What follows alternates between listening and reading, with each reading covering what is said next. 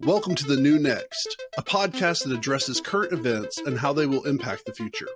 Co-hosted by the inquisitive public speaking champion, Mike McVeigh, and energy, economics, and technology expert, Matt Jensen. Join us as we explore all things energy, economic, tech, and political, and how they will affect our future. Absolutely. All right. Well, as we were talking about some things regarding streamlining and progressives doing energy and stuff, this is something that seems to be across the political lines that neither side individually yet collectively are able to get to. Small modular nuclear reactors, the technology has improved tremendously.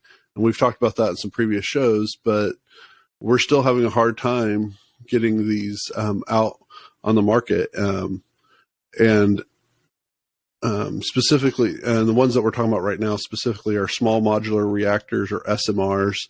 And these are being marketed specifically as a solution to all the previous nuclear power's shortcomings.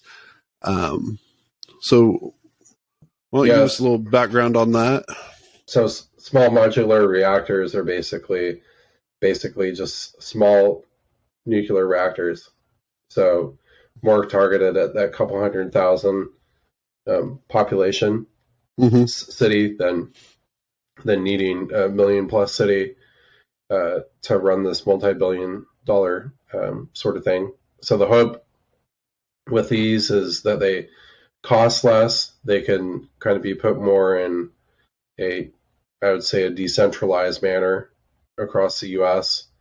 and also the ability to have them come online faster. So China is investing heavily in these. The U.S. is starting to invest in them, including, I think we've talked about before, a consortium led by Bill Gates and Warren Buffett are building one in Wyoming. But this is for nuclear reactors. This is really thought about the next phase going on, because it's if you can get a nuclear reactor big enough where it can be meaningful, but small enough that it can be kind of more mobile in the sense that you can put it more places. So Russia has some pretty cool.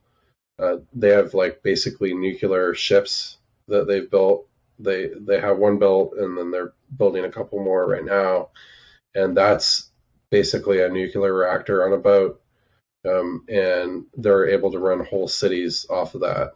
So I really see kind of that smaller modular nuclear reactor, both on kind of the more mobile sense, like right, the boats, where you can basically say, for instance, you have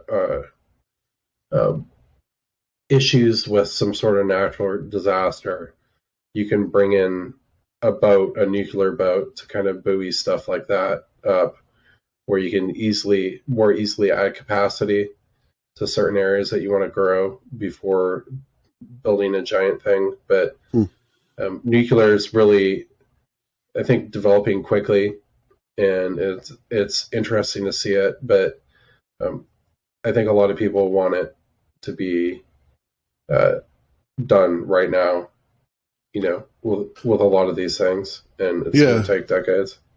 And we talked about in a previous episode about how streamlining might be good for the world, but isn't necessarily good for the pocketbooks of companies. So it does seem like that might be something that plays into this as well. I know in the article that we're looking at from energymonitor.ai, they said that the two biggest barriers to expanding any kind of energy, whether it's nuclear or other, is the lack of grid infrastructure and the cost of grid connection. And the more rural you get, the more expensive it is to do that. And I won't lie, OG&E, the local electric company for my area of the world, they're going in and installing stuff in in all of the yards in our neighborhood, and it is annoying having them park their trucks out. And I mean, I'm more of a suburban, urban kind of environment. First world problems, Mike. Yeah. Well, they block off the driveway, and they're like, "Oh, you want to park in your driveway?" I'm sorry, that is kind of annoying because there's nowhere else to park on the street because they're taking up both sides.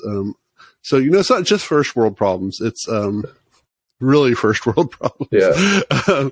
But yeah, I mean, Cappuccino problems. I know in a previous position I had, we did internet speed tests for like the whole state, making sure that each of our stations were running. And I know internet's not quite the same, but there was one station that the internet speeds were half of what it should have been. Not for us, it was like 1/10 of what it should have been for us, but half of what it was if you're doing dial up. And I can't necessarily go into all the specifics on that, but it was one of those things that was like, well, let's have somebody go out there and fix it. And they're like, well, it's just really expensive because they're going to charge you for this and that. And I was like, well, they're already charging us for product that we're not getting. But yeah, I understand.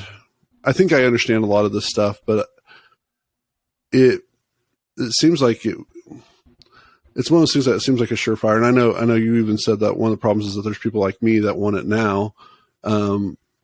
But I was influenced by Fred Mercury and Queen. I want it now. JG Wentworth commercials.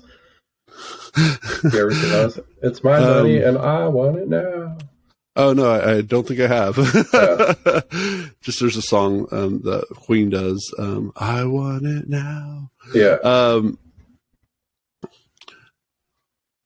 Yeah, I mean, I guess it's one of those things of, and I'm saying this, and this is also the guy that I knew I was going to switch my insurance provider, my car insurance provider for a long time. And it took me 2 years, even though I could have had savings. It's just that I didn't want to act quickly.